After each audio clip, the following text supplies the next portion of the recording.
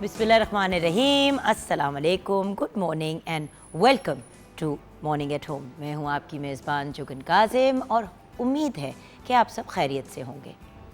आजकल सीज़न को अगर देखें, मौसम को देखें व्यूअर्स, तो बड़ा कुछ अप एंड डाउन सा टाइम है। ऑब्वियसली बारिशें वगैरह शुरू हो गई हैं पंजाब साइड में भी, एंड एक हब्स का जो अंसर है वो बहुत बढ़ गया है। लोग बहुत इरिटेट हो रहे हैं, बग हो रहे हैं, and eight the same time different activities ढूंढ रहे हैं अपने आप को कूल रखने का, अपने आप को सेटल रखने का। सो आज मैं आपसे बात करना चाहूँगी अपने सर्कमस्टांसेस, अपने हालात, अपने डायनामिक्स में खुश रहने की। खुश रहने का बेहतरीन तरीका है क्या व्यूअर्स? हर इंसान जो है वो ढूंढ रहा होता है द की टू हैप्पीनेस, कि इंसान अगर अपने आप को किस तरीके से मैक्सिमम जो है वो खुश रख सकता है, पॉजिटिव रख सकता है, अपनी ज़िंदगी को पॉजिटिविटी की तरफ लेके जा सकता है। तो जब हम इस चीज़ के बारे में सोचते हैं तो जहन में, टू बी वेरी ऑनेस्ट, एक ही बात आती है कि जब इंसान ग्रेटफुल होता है, जब इंसान के अंदर शुक्रगुजारी का अंसर होता है, तो फिर बड़ी से बड़ी और मुश्किल से मुश्किल चीज़ भी आसान लगनी शुरू हो जाती है।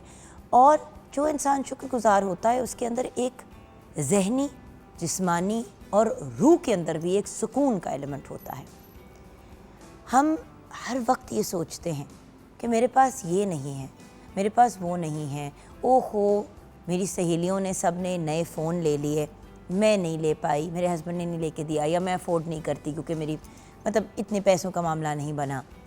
हाय फ़लाँ ने गोल्ड के इयरिंग्स लिए, मैं नहीं ले पाई, मैं भी लूँगी, मैंने भी लेने हैं। अच्छा, हम इन्हीं चीज़ों में फंसे रहते हैं, उन चीज़ों में जिनकी हमारी ज़िंदगी में, हमारे दिल में ख्वाहिश होती है। लेकिन हम ये भूल जाते हैं कि उन ख्वाहिशात जो अभी पूरी नहीं हुई, उनके साथ साथ वो ख्वाहिशात भी तो हैं जो हर लम्हे, हर सेकंड हमारी पूरी हो रही होती हैं। एग्ज़ाम्पल दूँगी, हर इंसान की ख्वाहिश होती है कि वो सेहतमंद हो, लेकिन इस दुनिया में ऐसे लोग भी हैं जो एक सांस भी किसी मशीन या किसी डिवाइस की मदद के बगैर नहीं ले सकते। कभी दमे के मरीज़ से पूछें कि सांस लेना कितनी बड़ी नेमत है। किसी ऐसे बंदे से पूछें जो कोविड के बहुत हैवी और डीप स्टेजेस से गुज़र चुका है कि इसका उनके ऊपर क्या गुजरी, जब हम बात करते हैं ब्रीदिंग इश्यूज़ की, या जब हम बात करते हैं सांस वगैरह की। Now my point is, eight the end of the day ये तो सिर्फ ब्रीदिंग की बात है। 2 हाथ हैं, 2 पैर हैं, फिज़िकली हम A to Z जहाँ पे जाना होता है जा सकते हैं, खा सकते हैं, पी सकते हैं। There are so many things जो हम कर सकते हैं, लेकिन हम उन चीज़ों की कदर नहीं करते। हमें सिर्फ उस चीज़ का वट होता है जो चीज़ हम नहीं कर पाते या जो हमारे लिए पॉसिबल नहीं होती। अब जो नहीं मिला उस पे रोना और जो मिल गया उसकी कदर ना करना, ये अपनी ज़ात के साथ एक बहुत बड़ी ज़्यादती है। अपनी ज़िंदगी में जो अच्छी, पॉजिटिव, गुड चीज़ें, अक्सर जब बात कर रही होती हूँ, मैं उस दिन किसी से बात कर रही थी, कोई एक कॉन्ट्रैक्ट था, एक प्रोजेक्ट था, उसकी मेरी बात चल रही थी, वो चीज़ नहीं हो पाई, तो मुझे बड़े लोगों ने कहा तुम तो बहुत डिसअपॉइंटेड होगी, are you feeling upset, are you feeling let down. अच्छा, मुझे हंसी इस बात पे आए कि एक प्रोजेक्ट पे बंदा क्यों डिप्रेस हो, क्यों लेट डाउन हो, क्या सोचे, क्या व्हाटएवर। अल्टीमेटली तो बात यह है कि काम तो आने जाने वाली चीज़ है, और जब हम काम की बात करते हैं तो कुछ बड़ी पॉजिटिव चीज़ें भी होती हैं और कभी नेगेटिव भी होती हैं। तो जो चीज़ नेगेटिव होती है उस चीज़ को एटलीस्ट हम इग्नोर करें और जो अच्छी चीज़ है उसको अप्रिशिएट करें। अगर एक काम की चीज़ नहीं हुई तो अल्लाह ताला ने माशाल्लाह मुझे सेहतमंद औलाद से नवाजा, एक पॉजिटिव हस्बैंड से नवाजा, अपनी छत, वो सारी चीज़ें जो अचीव की और जो ज़िंदगी में मिली और जो अल्लाह मियाँ की ब्लेसिंग्स हैं, उनको तो बंदा पहले रिकग्नाइज़ करे ना। हमारा सबसे बड़ा इशू ये होता है कि हम उन चीज़ों को रिकग्नाइज़ नहीं करते जो हमारे पास इन हैंड होती हैं। हमें सिर्फ उस चीज़ की ख्वाहिश, उस चीज़ की हमारे अंदर एक डिज़ायर पैदा हुई भी होती है जो हमारे हाथ में नहीं होती चीज़। और भाई क्या फ़र्क पड़ता है, ज़िंदगी में हार जीत भी होती है, बहुत सी चीज़ें सोचते हैं, कुछ मिलती हैं, कुछ नहीं मिलती। मेरी अपनी ज़िंदगी में व्यूअर्स इतनी डिसअपॉइंटमेंट्स रही हैं, लेकिन उसके साथ साथ कितनी अच्छी और पॉजिटिव चीज़ें भी हुई हैं। जो डिसअपॉइंटमेंट्स थी या नेगेटिव चीज़ें थी वो इतनी बड़ी नहीं है कि बंदा उन चीज़ों की कदर ना करे जो हैं। शुक्रगुजारी का आंसर बड़ा इंपॉर्टेंट है। और यहाँ पे एक और एलिमेंट मैं ऐड करूँगी किचन की तरफ जाने से पहले। जहाँ पे शुक्रगुजारी इन जनरल इंपॉर्टेंट है, वहाँ पे किसी की तरफ भी ग्रेटफुल होना या किसी की तरफ भी शुक्रगुजारी का जो है वो मतलब मुजाहरा करना किसी के साथ अच्छे तरीके से, तो ये भी एक इम्पॉर्टेंट एलिमेंट है। देखिए मैं हम भाई बहन हैं, एक भाई है, एक बहन है और मैं हूँ, हम 3 हैं। अगर मैं अपनी बहन के लिए कोई चीज़ करती हूँ, नो डाउट कि वो मेरी बहन है और अच्छी बात है और मेरा फ़र्ज़ भी है कि मैं अपनी बहन का ख्याल रखूँ। लेकिन अगर मैं अपनी बहन के लिए कुछ अच्छी चीज़ करती हूँ और मुझे आगे से थैंक यू कह देती हैं या मुझे अप्रिशिएट कर देती हैं, तो थैंक यू का तो कोई भी मोहताज नहीं होता। लेकिन जब कोई इंसान शुक्रिया अदा करता है तो उससे 2 चीज़ें होती हैं। एक तो आपको खुद एहसास होता है कि अगले इंसान ने आपके लिए क्या किया जब आप मुँह से वो अल्फाज निकालते हैं थैंक यू के। दूसरी बात, अगले इंसान को भी पता चलता है कि आपने उसके की हुई चीज़ को अप्रिशिएट किया, आप उनका शुक्रिया अदा कर रहे हैं। सो जहाँ पे हमने अपने रब का शुक्रिया अदा करना है और ये अमल हमारे रब को बहुत पसंद है, तो उसी तरह उसके बंदों का भी शुक्रिया अदा करें जब वो आपके साथ कोई अच्छा या पॉजिटिव काम करे, चाहे वो आपके माँ बाप क्यों ना हो। बल्कि माँ बाप, भाई बहन, मियाँ बीवी, इनका तो ज़्यादा शुक्रिया अदा करना चाहिए। ये तो अपने हैं, ये तो कॉन्स्टेंटली सैक्रिफाइसेस कर रहे होते हैं हमारे लिए। हम क्या करते हैं कि अगर दफ्तर में किसी ने कुछ कर दिया, उनका बड़ा भूभा करके शुक्रिया अदा कर दिया। अगर किसी फ्रेंड ने हमारा कोई काम कर दिया, उसको बड़े थैंक यू किया, पोस्ट भी लगाई, बड़े ड्रामे किए। लेकिन अपने, अगर अम्मा अब्बा फॉर एग्जांपल महीने का एंड है और हमें खाने पे बाहर लेके जा रहे हैं, सोचने की बात है जब महीने का एंड होता है तो तनख्वाह वगैरह 100 और मामलात होते हैं, बड़े लोग मंथ टू मंथ चल रहे होते हैं। तो अगर वो आपको खाने पे लेके जा रहे हैं तो इसका मतलब ये है कि कुछ पेट काट के ही लेके जा रहे हैं, तो थैंक यू कह देने में क्या बड़ी बात है। देखिए, माँ बाप ने हमारे सर पे छत प्रोवाइड करनी है, हमें मतलब हमें कंफर्टेबल रखना है, हमारी पढ़ाई लिखाई ये वो चीज़ें देखनी है। माँ बाप का ये फ़र्ज़ नहीं है कि हमें 24 घंटे एंटरटेन करें और हमारे लिए एंटरटेनमेंट के मौके क्रिएट करें। हमने अपने फ़राइज़ अपनी औलाद की तरफ पूरे करने हैं, स्पॉइल करना है वो हमारी अपनी चॉइस है। लेकिन जब भी कोई चीज़ करें, चाहे छोटी हो बड़ी हो, बच्चे ने कहा कि जी अबू जी मुझे वो पेंसिल बड़ी पसंद है, मेरे दोस्त के पास थी, अबू जी पेंसिल ले आते हैं, तो बच्चे का फ़र्ज़ बनता है कि थैंक यू करे, चाहे वो पेंसिल 10, 15 या 20 रुपए की क्यों ना हो। क्यों? क्योंकि ये छोटी छोटी चीज़ें, और याद रखिएगा, शुक्रिया अदा करने का मतलब ये नहीं है कि किसी ने आपको बड़ी महंगी चीज़ तो आपने थैंक यू किया, किसी ने आपको कोई कीमत की चीज़ ना हो लेकिन अपना वक्त आपको दिया है या आपके साथ कोई एफ़र्ट किया है, तो उसको अप्रिशिएट करना बहुत ज़रूरी है और वो भी शुक्रगुजारी के आंसर के अंदर इंक्लूडेड होता है। आइए व्यूअर्स, बढ़ते हैं शेफ़ हिबा की तरफ। अस्सलाम वालेकुम। वालेकुम अस्सलाम, कैसी हैं आप? बिल्कुल ठीक बेटा, शुक्रगुजारी की बात कर रही हूँ। You are a new mother. Yes. हम जब छोटे होते थे तो हमें समझ नहीं आती थी कि माएँ इतना ज़्यादा क्यों हमारे पीछे पड़ती हैं, बाप क्यों इतना पीछे पड़ते हैं, हर वक्त कभी ये कभी वो, और हमेशा पूछ लगता था कि जैसे हमारी जान क्यों नहीं छोड़ते ये। अब आप खुद एक माँ हो जी, और अब रियलाइज होता है, अब रियलाइज करती हो कि कितना ज़्यादा एफर्ट करना पड़ता है बच्चों को पालने के लिए। और फिर जब 12-14 साल की उम्र पे हम छोटी से छोटी या बड़ी से बड़ी चीज़ बच्चों के लिए करें और वो उसको एक्नॉलेज भी ना करें, अप्रिशिएट भी ना करें, तो दुख होता है। हर्टफुल, बिल्कुल, बहुत दुख होता है। लेकिन इस उम्र पे हमें एहसास होता है कि हमने अपने माँ बाप के साथ वो नहीं, तो वही चीज़ है ना कि साइकिल्स को ब्रेक कैसे किया जा सकता है कि छोटी उम्र पे ही। बिल्कुल। मेरे अब्बू जब भी हमें खाने पे लेके जाते थे, जब खाना ख़त्म होता था तो वो हमारी तरफ देख रहे होते थे गौर से कि थैंक यू कब कहेंगे और कौन कहेगा। और ऑब्वियसली मेरी बड़ी बहन को हमेशा याद होता, तो आपा कहती थी थैंक यू डैडा, तो हम भी कहते थे थैंक यू डैडा, मेरा भाई भी कहता था। होता पता है क्या है, उस वक्त मुझे लगता था कि इनको मतलब खाने पे लेके इनको थैंक यू क्यों चाहिए। अब समझ आती है, अब मेरे लिए कोई कुछ भी करता है मैं शुक्रिया अदा ज़रूर कोशिश करती हूँ कि करूँ, वो अल्फाज मुंह से ज़रूर निकले। स्पेशली जब आप मीडिया में काम करते हो, आपको इतनी आदत होती है कि हर बंदा आपके लिए कुछ ना कुछ कर रहा होता है, आते जाते लोग तोहफे दे रहे होते हैं, PR चीज़ें भेज रहे होते हैं, ये वो, ऐसे ही है। शुक्रिया अदा करना ज़रूरी है, थैंक यू तो कहना ज़रूरी है ना, अपने आप को भी याद कराने के लिए और अगले को भी। सो किचन में आज क्या बन रहा है बेटा? आज बन रहा है सिंधी बिरयानी।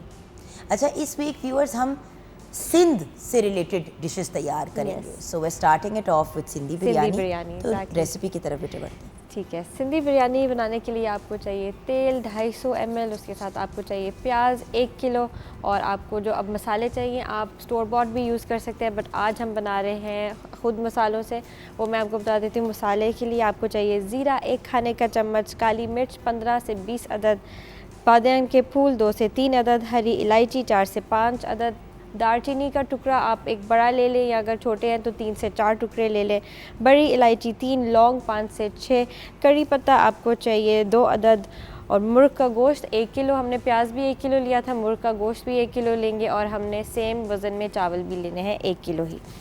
अदरक लहसुन का पेस्ट 1 खाने का चम्मच, टमाटर 750 ग्राम, धनिया पाउडर 1 खाने का चम्मच, सुरख मिर्च 1.5 खाने का चम्मच। आप इसको अगर आपको ज़्यादा स्पाइसी पसंद है तो ज़्यादा भी डाल सकते हैं। उसके साथ हमें चाहिए ज़ीरा पाउडर 1 खाने का चम्मच, नमक हस्बे ज़ायका, हल्दी पाउडर 1 चाय का चम्मच, लीमू का रस 1 लीमू का आपने लेना है। उसके साथ आलू 5 अदद, आपको ज़्यादा पसंद है आप और ऐड कर लें, और कुछ लोग ओमिट भी करते हैं, but I think Sindhi biryani में आलू होना बहुत ज़रूरी है। और सबसे इसकी जो क्या कहते हैं टेस्ट इंग्रेडिएंट्स पूरे हो गए? एक और है आलू बुखारा विच इज़ वेरी इंपॉर्टेंट। ठीक है, आलू बुखारा। ठीक है, तो अब ऐसा करते हैं, ब्रेक की तरफ चलते हैं। Alright. ब्रेक के बाद जब वापस आएंगे तो इंटरेस्टिंग बात यह है कि व्यूअर्स, बिरयानी, कोरमे, आप मेरे से वेस्टर्न खाने जितने भी बनवा लें, सच्ची जो बात है, देसी भी कुछ बेसिक मैं बना लेती हूँ, लेकिन बिरयानी, कोरमे मुझे खुद भी बनाने का शौक है, लेकिन कभी बनाया नहीं क्योंकि इतनी ज़्यादा स्टेप्स होते हैं कि मैं भी घबरा जाती हूँ कि यार ये अब कोरमा शोरमा ये सारा तैयार करेंगे, उसमें चावल डालेंगे, सारा कुछ कर लिया, एंड में चावल चिपचिप हो गए या बहुत ओवर सॉफ्ट हो गए, तो वो सारा एफर्ट लगता है कि ज़ीरो हो गया। जबकि बिरयानी जब रेस्टोरेंट्स में खाओ तो खड़े खड़े चावल होते हैं और वो हर चीज़ जो है उसका अपनी एक लुक आ रही होती है। सो ब्रेक के बाद आपसे on air fail safe biryani बनानी हम सीखेंगे। डन हो गया? तो ब्रेक के बाद हम हिबा के पास, हिबा के कॉर्नर में आ जाएंगे। छोटी सी ब्रेक की तरफ जाना है। 042992000648 हमारा फ़ोन नंबर है।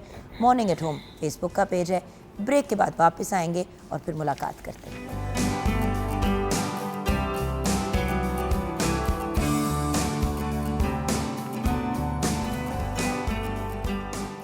Welcome back from the break viewers. Break के बाद हमें ज्वाइन किया है प्यारी सी, थोड़ी मुश्किल सी डॉक्टर ज़ैनब गोंदल ने। अस्सलाम वालेकुम। वालेकुम अस्सलाम।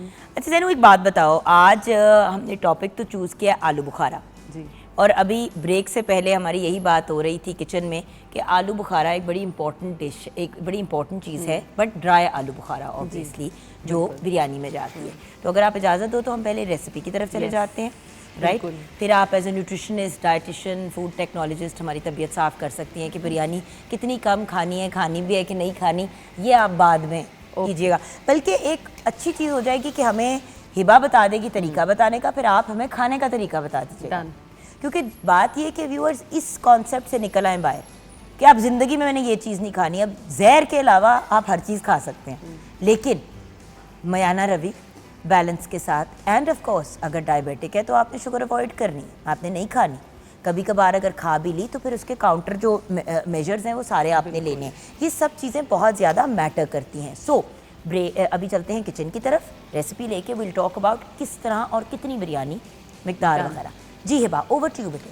जी, बिरयानी बनाने की रेसिपी बहुत सिंपल है। आपने एक तरफ चावल उबालने के लिए पानी रख देना है, दूसरी साइड पे आपने ऑयल में सबसे पहले प्याज को ब्राउन करना है। आपने गोल्डन ब्राउन करने वाला प्याज को, उसके बाद उसमें आपने चिकन शामिल करके उसमें अदरक लहसुन का पेस्ट शामिल कर देना है और थोड़ा सा हल्दी पाउडर आपने स्टार्टिंग में डालना है ताकि चिकन का कलर अच्छा है।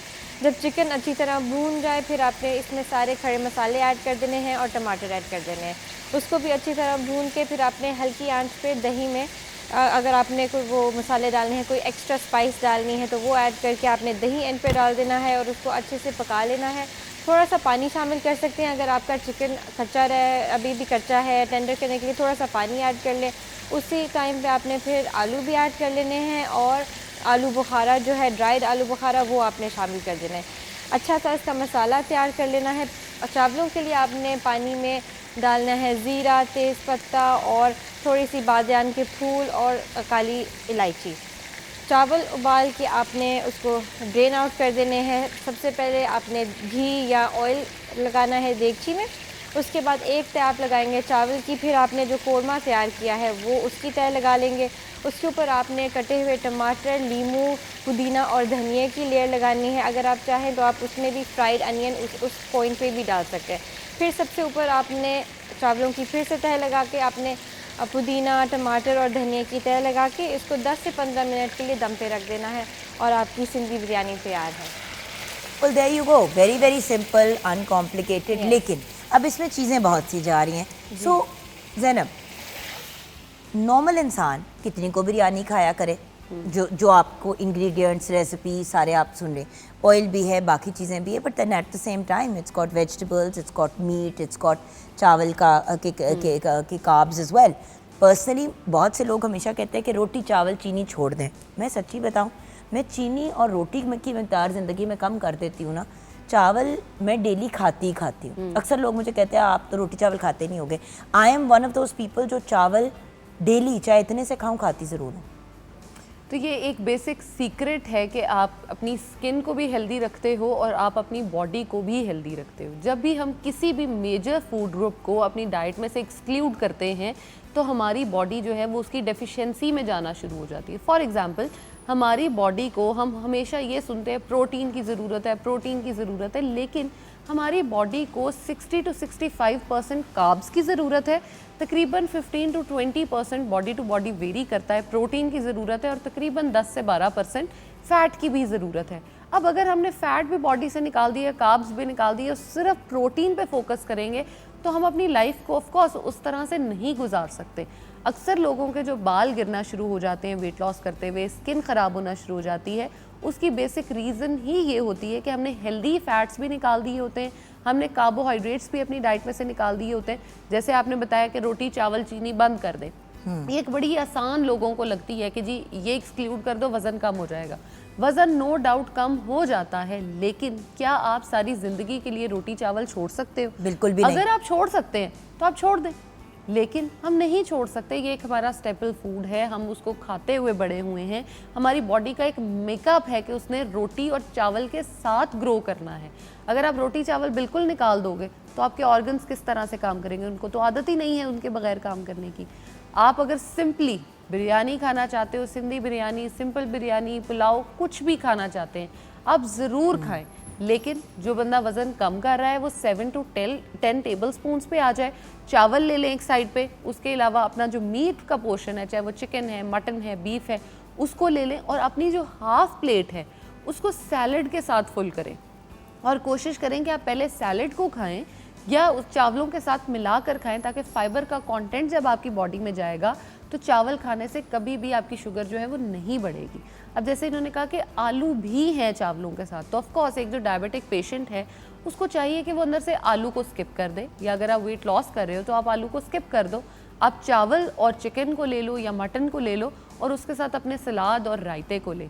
चावलों के साथ जब भी रायते को इस्तेमाल करें, दही को इस्तेमाल करें, कोशिश करें कि उसमें ज़ीरे को ज़रूर डाल के इस्तेमाल करें, क्योंकि जब ज़ीरा आप डाल देते हो तो वो आपकी बॉडी में जितना भी आप समझे उसने जाके एक मीठे की स्पाइक, जो शुगर स्पाइक आपकी बॉडी में क्रिएट करनी थी, ज़ीरा उसको बहुत हद तक कंट्रोल करता है। ओके, ये तो बिरयानी हो गई। यस, इतनी को खा लें दिन में? तकरीबन 7 to 10 टेबल स्पून अगर वज़न कम करना है, अगर नॉर्मली आप खा रहे हैं तो तकरीबन 10 to 25 टेबल स्पून आप डेली बेसिस पे खा सकते हैं। टेबल स्पून खाने वाला चम्मच होता है इतना, टेबल स्पून वो डोंगे का चम्मच नहीं होता। 20 डोंगे के चम्मच ना खा लीजिएगा, फिर कहेंगे हमारा तो वज़न बढ़ने की कम होने की जगह बढ़ता चला गया है। सो बेसिकली इतनी को मिकदार अगर आप बिरयानी की खा लेते हैं चावलों की, बेशक एक पूरा पीसा बड़ा प्रोटीन का साथ में ले लें, पेट भी भर जाता है, साथ में सैलड भी ले, रायता भी ले, तो उससे फिर अच्छी आपको न्यूट्रिशन भी मिल जाती है और पेट भी अच्छे से भर जाता है। बिल्कुल। आलू बुखारे की बात करते हैं। आलू बुखारे की आजकल हर कोई आम की बात करे, बन के भी आप आज आम ही आई हैं, लेकिन आलू बुखारा एक one of most underrated fruits में हमेशा रहता है। शायद ये थोड़ा एक्सपेंसिव साइड पे होता है, या एक्सपेंसिव होता है इसलिए लोग उसको अवॉइड करते हैं, या आम रूटीन में शायद हमने एक कॉन्सेप्ट बनाया हुआ है कि सेब, केला और आम ये चीज़ें जो है बस यही फ्रूट्स हैं और बच्चों को भी हम यही खिलाते हैं। और मोस्टली बच्चे, हमारे पास पाकिस्तान में बहुत वैरायटी फ्रूट्स की होती है, हम उनसे जो है वो बच्चों को भी रोक देते हैं, ना खुद खाते हैं और ना ही उनको खाने देते हैं। आलू बुखारा फ्रेश फॉर्म में भी, ड्राइड फॉर्म में भी, दोनों में ही बहुत ज़्यादा मुफीद होता है। मैं ड्राइड की पहले इसलिए बात करना चाहती हूँ क्योंकि जैसे शेफ़ हिबा ने बहुत अच्छे से एक्सप्लेन किया है कि उसको बिरयानी में किस तरह से इस्तेमाल करना है, किस तरह से खाना है। अगर आपने अपना वज़न कम करना है और वज़न कम नहीं हो रहा, बॉडी ने स्टक कर लिया है, वेट बॉडी प्लेटू में चली गई है, तो आप डेली बेसिस पे अगर जो सूखा आलू बुखारा होता है उसको खाना शुरू कर देते हैं, तो आप उसको च्यू करें और उसकी वो जो ऑफकोर्स गुठली होती है उसको फेंक दें, तो आपका बहुत अच्छा वज़न जो है वो कम होना शुरू हो जाता है, of course with the diet and exercise, लेकिन जो एक स्टक वेट है उसको वो निकाल देता है। आपको अगर कॉन्स्टिपेशन रहती है तो आप ड्राइड या फ्रेश आलू बुखारा दोनों को ही इस्तेमाल कर सकते हैं। फॉर एग्जांपल खाना कैसे है, सुबह सुबह आप उठें, निहार मुँह आपने जो आलू बुखारा है उसका इस्तेमाल करें गर्म पानी के साथ। ये एक बड़ी डिफरेंट सी चीज़ मैंने रिसर्च के साथ खुद पे ट्राई एंड टेस्ट भी की कि जब आप गर्म पानी के साथ उसको लेते हैं तो आलू बुखारा आपकी कॉन्स्टिपेशन को भी रिलीव कर देता है। और जिन लोगों में खून की बहुत ज़्यादा कमी रहती है, अगर वो आलू बुखारे को इस्तेमाल करते हैं सुबह उठते ही, तो उनकी बॉडी में बहुत हद तक जो उनका रेगुलेशन होती है रेड ब्लड सेल्स की, वो पूरी होना शुरू हो जाती है, क्योंकि उसका जो बॉडी में फ्लो होता है रेड ब्लड सेल्स का, ये इसको बहुत ज़्यादा रेगुलेट कर देते हैं। अब वो लोग जो बहुत ज़्यादा ब्लड प्रेशर का शिकार रहते हैं, बहुत ज़्यादा उनकी जो है वो शुगर हाई रहती है, क्या वो आलू बुखारा इस्तेमाल करें? ना करें। बिल्कुल आलू बुखारा हर बंदा इस्तेमाल कर सकता है, सिवाय मीठा अगर बहुत ज़्यादा हो हाँ, तो क्या डायबिटिक लोगों के लिए प्रॉब्लम नहीं होती? डायबिटिक लोग एक तो कोशिश करें कि जब वो थोड़ा सा कच्चा साइड पे होता, वो थोड़ा सा खट्टा सा होता है, वो डायबिटिक के लिए बहुत अच्छा है पेशेंट्स के लिए। एक दिन में डायबिटिक पेशेंट जो है वो 2 आलू बुखारे मैक्सिमम इस्तेमाल करें तो उनकी जो डायबिटीज़ है या शुगर है वो कंट्रोल में रहती है, वो बढ़ती नहीं है। अगर आप वज़न कम कर रहे हैं तो भी आप 2 से 3 आलू बुखारे एक पूरे दिन में ले सकते हैं, लेकिन अगर आप नॉर्मल हैं, आपकी बॉडी जो है वो आप उसका नहीं वज़न कम करना चाहते हैं या बढ़ाना चाहते हैं, तो आप तकरीबन 5 से 6 आलू बुखारे भी एक दिन में ले सकते हैं। लेकिन जिन लोगों को किडनी स्टोन्स का इशू है वो आलू बुखारे का एक तो छिलके का इस्तेमाल बिल्कुल नहीं करेंगे और दूसरा आलू बुखारे का कम इस्तेमाल करेंगे। मैक्सिमम हफ्ते में 2 बार आप इस्तेमाल कर सकते हो। वो पेशेंट्स जिन्होंने या तो किडनी स्टोन्स रिमूव कराए हुए हैं किसी भी प्रोसीजर से, आइदर लिथोट्रिप्सी कराई हुई है उन्होंने या वैसे रिमूवल कराया हुआ है, या बार बार रीग्रो हो जाते हैं उनके, तो आपने अपने आलू बुखारे की इंटेक को समझे बिल्कुल मिनिमल कर देना है, आपने नहीं खाना। क्योंकि आलू बुखारा हो गया, टमाटर हो गया, हाँ जी, टमाटर का छिलका बहुत ही ज़्यादा डेंजरस होता है। ऑक्सिलेट्स बहुत ज़्यादा होते हैं, तो जो ऑक्सिलेट होते हैं वो आपके किडनी स्टोन्स को दोबारा रीअकरेंस में बहुत ज़्यादा हेल्प आउट करते हैं। अब अगेन जिसको किडनी स्टोन्स की प्रॉब्लम है, लेकिन एक और इम्पॉर्टेंट चीज़ याद रखने को, पाकिस्तान है स्टोन बेल्ट में, साउथ एशिया में सबसे बड़ी प्रॉब्लम यह है कि किडनी स्टोन्स बहुत जल्दी लोगों के डेवलप हो जाते हैं। इसका हमारी खुराक, पानी, इन चीज़ों से भी बड़ा फ़र्क पड़ता है और कुछ हमारी बॉडीज़ पे भी डिपेंड करता है। सो इस वजह से बड़े एहतियात से चीज़ों को लेके चलना चाहिए। कभी कभी हमारा कोई एक सिंपल सा अमल जो है वो हमारे लिए कोई बहुत बड़ी प्रॉब्लम क्रिएट कर रहा होता है। So being careful is important. Yes. और अगर आपको ब्लड प्रेशर का इशू है या हार्ट डिजीज़ का इशू है, कोई किसी भी किस्म की है, तो आप जो है वो आलू बुखारे का डेली बेसिस पे इस्तेमाल करें, तो इसमें पोटेशियम की अमाउंट बहुत अच्छी होती है। तो वो आपके पोटेशियम का बेसिक एक सिस्टम है, आपकी बॉडी में पोटेशियम और सोडियम के लेवल जब नॉर्मल होते हैं आपका बीपी नॉर्मल रहता है, लेकिन जब सोडियम थोड़ा सा भी बढ़ जाता है तो बीपी हाई हो जाता है। अब अगर आप पोटेशियम भी हाई ले आएँ और दोनों को हाई मतलब नॉर्मलाइज कर दो तो आपका बीपी का इशू जो होता है वो बिल्कुल ख़त्म हो जाता है। और जिन लोगों को हार्ट की प्रॉब्लम्स हैं, पैनिक अटैक्स आते हैं, जिन लोगों को डिप्रेशन रहता है, अगर वो इस तरह से आलू बुखारे का इस्तेमाल करते हैं, एंजाइटी रहती है जिसको, अगर वो आलू बुखारे का इस्तेमाल करते हैं तो इसमें कुछ इस तरह की आप समझे कंपोनेंट्स मौजूद होते हैं जो आपकी बॉडी को, जो माइंड को सुकून में रखते हैं और आपको एक हेल्दी लाइफस्टाइल की तरफ आने में बहुत ज़्यादा हेल्प आउट करते हैं। और उससे भी मज़े की चीज़ अगर बताऊं, आलू बुखारे का एक इतना मज़े का ये रोल है कि अगर आपने अपने माइंड को काम करना है, अब बहुत ज़्यादा स्ट्रेस्ड है किसी भी चीज़ पे, आप 3 से 4 आलू बुखारे खा लें और आप तकरीबन आधे घंटे सिर्फ इंतज़ार करना है, आपकी बॉडी बहुत सुकून में हो जाएगी, काम हो जाएगी बहुत। यहाँ पे ब्रेक की तरफ बढ़ते हैं। ब्रेक के बाद जब वापस आएंगे तो हमने शुक्रगुजारी से अपने प्रोग्राम का आगाज़ किया। शुक्रगुजारी ज़िंदगी में कितनी इंपॉर्टेंट है, इस पे हम बात करेंगे शाज़ बैंड से भी, क्योंकि द शाज़ बैंड अब हमें ब्रेक के बाद ज्वाइन करेगा। बहुत ही टैलेंटेड, बहुत ही ब्रिलियंट ज़मीर खावर और दानिश मुमताज़ हमारे साथ होंगे। उनके ही सॉन्ग से वापस आएंगे, उनसे भी बातचीत करेंगे, आपसे भी बातचीत करेंगे। Very excited about talking about शुक्रगुजारी या शाज़ बैंड, दोनों हमने यही कहा इसको ज़ैनब को कि तुम्हारी जब शादी होगी ना तो हम शाज़ बैंड से परफॉर्मेंस कराएंगे, बड़े ही मज़े के हैं। एंड बाय द वे मेरी जब फैसल से शादी हो रही थी तो इन बच्चों ने कहा कि हम आएंगे हम भी सॉन्ग को फॉर्म। लो जी, हमजा इनके साथ स्टेज पकड़ा परफॉर्म कर रहा था। बिल्कुल ये भी बच्चे से थे उस वक्त, और अब मैं देखती हूँ तो माशाल्लाह दिल खुश हो जाता है। व्यूअर्स, अगेन शुक्रगुजारी, अल्लाह का बड़ा करम है कि ये जो ताल्लुक बने बड़ा अरसा पहले वो कंटिन्यू कर रहे हैं, उनके साथ मोहब्बतें बढ़ती जा रही हैं। यही तो बात है व्यूअर्स, किसी भी फील्ड में जब हम काम करते हैं, जब वक्त के साथ साथ हम दूसरों को कामयाब होते हुए देखते हैं, कामयाबियों की सीढ़ियाँ चढ़ते हुए देखते हैं, तो हम डिप्रेशन में भी जा सकते हैं कि मैं क्यों नहीं, या हम खुश हो सकते हैं दूसरे के लिए और अल्लाह का शुक्र अदा कर सकते हैं कि अल्लाह ताला ने हमें जितने से नवाजा उतने का शुक्र है, अल्हम्दुलिल्लाह। और की कोशिश करें, काबिल ज़रूर करें, लेकिन याद रखें कि अपनी ज़ात और एक अच्छा इंसान होना सबसे ज़्यादा अहम चीज़ है। ब्रेक की तरफ जाएंगे, ब्रेक के बाद वापस आएंगे द शाज़ बैंड की परफॉर्मेंस के साथ।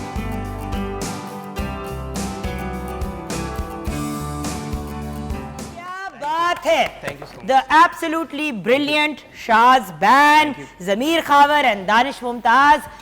शुक्रगुजारी पे तो बात करेंगे इनसे, लेकिन छोटी सी ब्रेक के बाद। होपफुली तब तक दानिश के बाल ब्रश हो चुके होंगे ब्रेक के बाद।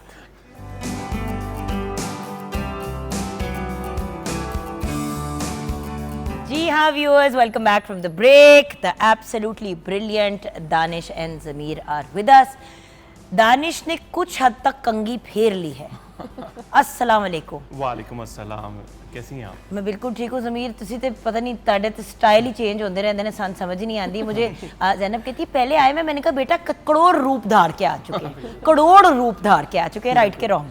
बिल्कुल एग्जैक्टली ऐसी है। कॉन्स्टेंटली लुक्स चेंज हो रही होती। पहले तो आपको अस्सलाम वालेकुम, वालेकुम और सलाम। पीटीवी को अगेन शुक्रिया कि मुझे दोबारा इनवाइट किया। और जो ड्रेसिंग है वो मैंने थोड़ी चेंज इसलिए की क्योंकि दानिश को लोग बाहर ज़्यादा पहचानते हैं। मैं जब बाहर जाता हूँ तो मुझे लोग मुंह ही नहीं लगाते हैं बाहर, सीरियसली लिटरली। बेटा उसमें शायद आपकी पर्सनैलिटी का भी कोई ताल्लुक होगा, लेकिन हम इस पे बात किसी और दिन करेंगे। इंशाल्लाह। व्यूअर्स, आपने माइंड नहीं करनी हमारी बातें, कि मेरे लिटरली ये मेरे बच्चों की तरह हैं, और इन दोनों के साथ, बल्कि तीनों ही मेरे बच्चे सामने बैठे हुए हैं, विच इज़ जस्ट ऑसम। होता ये कि याद है आप लोगों के करियर के आगाज़ में ही आप लोग आए थे। आई थिंक फर्स्ट शो मेरे साथ था, बिल्कुल जी हाँ, फर्स्ट टेलीविजन शो मेरे साथ, और मेरे साथ क्या था, पाकिस्तान टेलीविजन नेटवर्क के साथ था। मैं क्यों क्रेडिट लूँ, जिधर बनता है क्रेडिट वहाँ देना चाहिए। And the point is at the end of the day माशाल्लाह since then you guys have gone from strength to strength. कहाँ एक गाना बनाने के पैसे नहीं होते थे, अब इंटरनेशनल टूर्स पे बच्चे जाते हैं, बाहर जाके अपनी वीडियोस बनाते हैं। एक्चुअली ज़ैनब यही तो शुक्रगुजारी की चीज़ें हैं, बिल्कुल। इन्हीं के बारे में तो हमें ग्रेटफुल होना चाहिए। बिल्कुल। तो आज यंग लोगों से मैं शुक्रगुजारी के बारे में जानना चाहती हूँ। एक एज पे पहुँच के तो इंसान हो ही जाता है शुक्रगुजार, क्योंकि इतनी चीज़ें आप लूज़ कर चुके होते हैं, खो चुके होते हैं, एहसास आ चुके होते हैं। यंग एज पे आपकी नज़र में शुक्रगुजारी क्यों और कितनी अहम है? आपसे शुरू करूँगी मैं दानिश भाई। मेरी नज़र में एक तो मैं अपने आप पर्सनली कहूँ ना, मैं अल्लाह का इतना शुक्रगुजार हूँ कि इस उम्र में अल्हम्दुलिल्लाह, एक होता है ना एक दिली एक किसी चीज़ की ख्वाहिश होती है, तो बाय गॉड मेरे दिल में कुछ ख्वाहिश नहीं है कि अल्लाह ने सब कुछ दिया, जो मांगते हैं वो दिया है इस उम्र में अल्हम्दुलिल्लाह। हाँ, और माँ बाप की दुआएं, माँ बाप की दुआ। ऑब्वियसली, और नीयत साफ़ हो तो अल्लाह आप। लेकिन जब हम बात करते हैं ज़िंदगी की और सिचुएशंस की और सर्कमस्टांसेस की, तो देखो अप्स एंड डाउन्स आते हैं, और छोटी एज पे सीधी बात है ज़मीर, हम माँ बाप को कितनी बड़ी बड़ी चीज़ें आप लोगों ने, मैं तो खैर अब कर ही लेती हूँ बर्दाश्त, बट आपकी एज पे अक्सर माँ बाप की सिचुएशंस को देखती थी, कहती थी पता नहीं लोग किस तरह हैंडल कर लेते हैं, किसी की डेथ हो गई, को ऊंच नीच हो गई। उस एज पे इस चीज़ का भी शुक्र अदा करना मुश्किल होता था कि यार सर पे छत है तो सबके सरों पे होती है, सबके सरों पे नहीं होती। ये इस स्टेज पे आके ज़िंदगी को में एहसास होता है कि हेलो, जो है जो था वो बहुत था, और रब का बड़ा करम है, राइट? What about you? अच्छा, मैंने तो जिंदगी में एक चीज सीखी है, बेटा आपकी जिंदगी इतनी सी है, उनकी तरह भी तो इतनी चलो लंबी, जो अपनी तवील जिंदगी की जो आप मुझे दास्तान सुनाती हैं। लेकिन शायद एक्सपीरियंस इस चीज़ का मैंने बहुत तवील ये देखा है कि अगर आप अल्हम्दुलिल्लाह कहना हर छोटी या बड़ी चीज़ पे सीख लेते हैं, तो आपकी छोटी चीज़ें जो है वो भी बहुत बड़ी हो जाती हैं। और आपके दिमाग में बार बार ये पैगाम जा रहा होता है कि मैंने थैंक यू कहा है अल्लाह मियाँ को, इस यूनिवर्स को, कि मेरे साथ इतना, वो रिमाइंडर अपनी ज़ात के लिए बड़ा ज़रूरी होता है। Exactly. वरना इंसान में आ जाती है फ़िरौनियत। और जिस दिन फ़िरौनियत आ गई, आप लोग कितने शोज़ पे अब जाते हो माशाल्लाह, हर चीज़ होती है, इंसान में ईगो आ जाती है, इंसान में एटीट्यूड आ जाता है, इंसान को लगता है मैं, ओ भाई मैं तो कख नहीं है, क्या बात, क्या बात, बहुत अच्छा। मैं का ना कोई सिर है ना कोई पैर है, मैं उतनी ही है जितना रब इजाज़त देता है आपको। सही बात। तो याद रखना चाहिए। सो इस ग्राउंडेड नोट पे मुझे ये बताओ कि आजकल हो क्या रहा है? आजकल सबसे पहले तो ये है कि एक मेरा बहुत ही मज़ेदार पीटीवी पे ही जो है वो एक अज़्म अली शान, मेरी बड़ी प्यारी बहन, उनका शो जो है उस पर मैंने एक गाना गाया है और ये क्रेडिट जाता है उमर भाई को, अरे और कैसर भाई को और अहमद भाई को। Thank you so much by the way for that बेटा, बिकॉज अज़्म अली शान का वो एक ऐसा हमारा क्विज शो है जो हमने यूथ के लिए स्टार्ट किया। अब बात ये है कि सिंगर्स तो बहुत से हैं in house Pakistan television network के, but we wanted youth representation.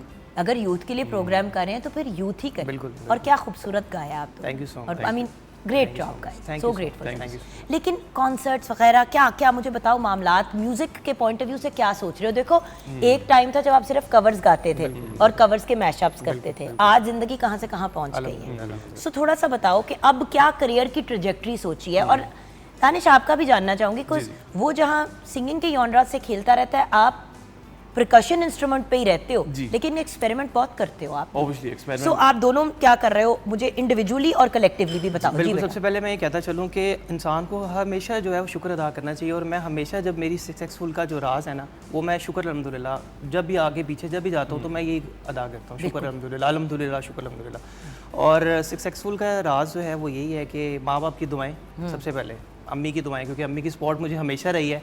और मुझे याद है कि अम्मी ने पहला गिटार जो ज़िंदगी का था, बात है कि एक नहीं दो बच्चे जब एक ही फील्ड में आए तो इट बिकम्स वेरी स्ट्रेसफुल माँ बाप के लिए कि अगर ना चला तो दोनों का भट्टा बैठ जाएगा। बिल्कुल बिल्कुल वही वाली बात है ना कि फील्ड ऐसे दोनों एक साथ ही काम कर रहे हैं, अब चल गए तो चल गए, नहीं चले तो ना चले, यानी कि दोनों पालने पड़ जाएंगे सारी जिंदगी, या फिर ये हमें पाल लेंगे। बिल्कुल।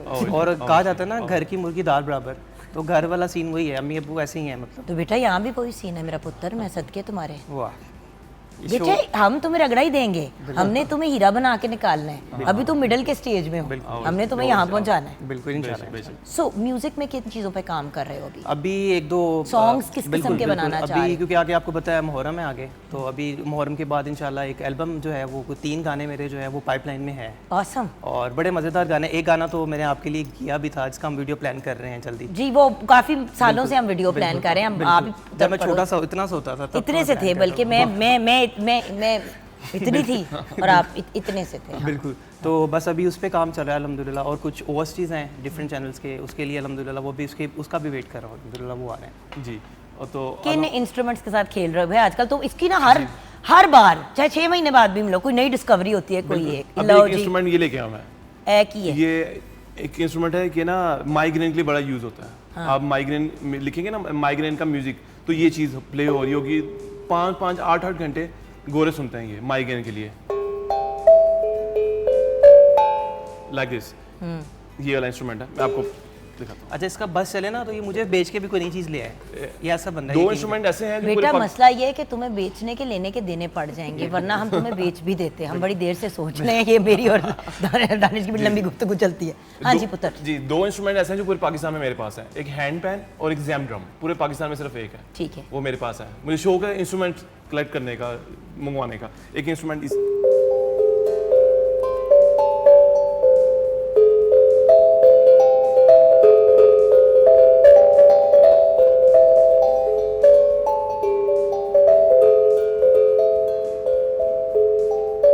स्लो, ये चाइनीज यूज करते हैं ये, जब आपको रात को नींद ना आए तो आप कॉल कर दिया करें, और इसे ये आपको लिटिल live नींद आ सुनाएंगे। जाती है। क्या अरे बट नहीं, बट इससे एक्चुअली तो इसको तुमने किस तरह म्यूजिक में इनकॉर्पोरेट करना है लड़के? ये तो सोन वाली चीज़ें हैं, तुसी तो जगांदे हो। अच्छा, ये ना मज़े की बात ये है, आप जब रिकॉर्डिंग होती है ना उसमें डिफरेंट एक्सपेरिमेंट हम लोग करते रहते हैं अपने, क्योंकि अपना स्टूडियो अपनी प्रोडक्शन हाउस है, कभी कुछ करते रहते हैं हम लोग, तो ये उसमें यूज़ होती है। मतलब कोई अगर हम लोग फॉर एग्जांपल कोई पीस बना रहे हैं, उसमें कोई हल्का सा कोई अंतरे में या स्टाई में जो है वो हम लोग यूज़ करते हैं इसको बैक एंड पे, तो ये करते रहते हैं एक्सपेरिमेंट। ठीक है, बट ये बताओ कि अब अगर हम म्यूज़िक के पॉइंट ऑफ व्यू से बात करें, कुछ मुझे म्यूज़िक की समझ नहीं आ रही है इस जनरेशन की। रैप इन है, हिप हॉप इन है, रेगे इन है, पॉप, मुझे समझ नहीं आ रही कि जिसको हम पॉप म्यूज़िक करते हैं उसमें यंग पर्सपेक्टिव में इन क्या है, क्योंकि रैप भी मैं बहुत देख रही हूँ और दूसरे एक्सट्रीम पे मैं भंगड़ा देख रही हूँ। सो आजकल जैसे आप लोगों का अपना एक वो होता है ना, हम लोग तो अपने म्यूज़िक पुराने भी सुनते हैं नए भी सुनते हैं, व्हाट इज़ आजकल कौन सा जॉनरा इन है? मैं अक्सर अपने शोज़ में कहता होता हूँ जहाँ पे अच्छे पैसे मिले वो आप सब कुछ कर लो, रैप भी कर लो, पॉप भी कर लो, रॉक भी कर लो, क्लासिकल भी कर लो, क्योंकि डिफरेंट कैटेगरी है ना, लोग कुछ पॉप पसंद करते हैं, कुछ क्लासिकल पसंद करते हैं, कुछ रोमांटिक सॉन्ग पसंद करते हैं, तो ये डिफरेंट कैटेगरीज हैं, लोगों का डिफरेंट टेस्ट है सब। इस उम्र में मैं अगर देखा जाए कि हम उस स्टेज पे हैं, एक आगे वाला हमारा जो बाहर के म्यूज़िक सुन रहा है, कुछ रॉक भी सुन रहे हैं, और कुछ लोग हैं जो पुराने म्यूज़िक सुनते हैं, और जो नया भी जनरेशन जो आ रही है ओबियसली वो रैप वगैरह सुनती है, तो उसकी वजह से ये चीज़ें मर्ज हो गई हैं। ओके जी जी। और उस मर्जिंग की वजह से जो है कुछ हर चीज़ एक दूसरे, वही वाली बात जो जैनब हम करते हैं खाने के बारे में। बिल्कुल, टोटली आपके मूड पे डिपेंड करता है आपका म्यूजिक भी और आपका खाना भी। लेकिन जब हम खाने की बात करते हैं, अब देखो these are two young people, इस एज पे तो ये बिल्कुल सेट जा रहे हैं। सॉरी बुरा ना मनाना, लेकिन मैंने 90% म्यूजिशियंस के साथ देखा है कि 20-25 साल इस फील्ड को दे के उनकी हेल्थ बहुत सफ़र करती है, क्योंकि नींद का कोई टाइम नहीं है, कोई खाने का टाइम नहीं है, बॉडीज़ भी बनानी है, एक्सरसाइजें भी कर रहे हैं, सिस्टम के अंदर क्या है क्या नहीं है, बस प्रोटीन शेकों पे चल रहे होते हैं। सॉरी बेटा बुरा ना मनाना, लेकिन आप लोगों के लाइफस्टाइल्स को देखती हूँ, शुरू में जब आपने स्टार्ट किया था बारीक बारीक से थे वटेवर, अब ऑब्वियसली एक्सरसाइज कर रहे हो, अपनी फिटनेस पे काम कर रहे हो, लेकिन सिर पैर टाइम का कोई है नहीं, सारी सारी रात आपने काम करना है, अगर दिन को नहीं सोओगे तो मारे जाओगे, पढ़ाइयाँ भी करनी है, 70 और चीज़ें करनी है। तो ऐसे यंग लोग अपने स्केड्यूल्स को कैसे मेंटेन करें, अगर इस पे हमें गाइडेंस दे दो तो आप जैसा यंग बंदा अपनी ज़िंदगी को कैसे आगे लेके चले सेहतमंद, ताकि फाउंडेशन स्ट्रांग हो ना, ताकि आगे बुढ़ापा आता है या एज एक सर्टन पहुंचती है तो बंदे के गिट्टे गोडे तो ना हिले हों।